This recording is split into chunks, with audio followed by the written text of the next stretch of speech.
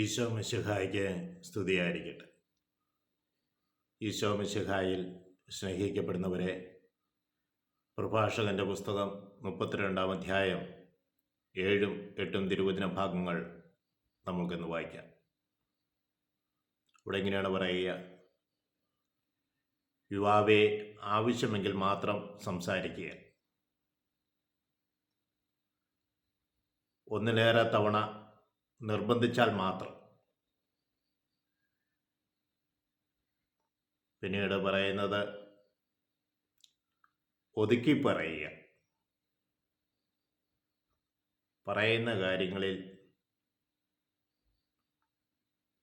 വളരെ കാര്യങ്ങൾ ഉൾക്കൊള്ളിക്കുക.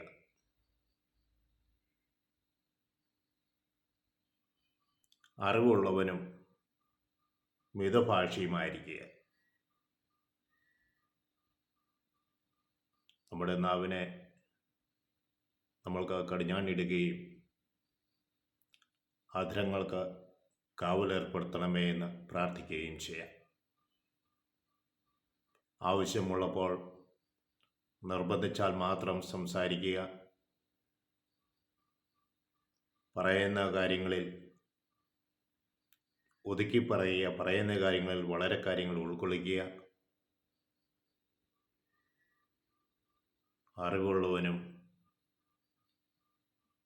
എന്നാൽ കുറച്ച് സംസാരിക്കുന്നവനും ആയിത്തീരുക.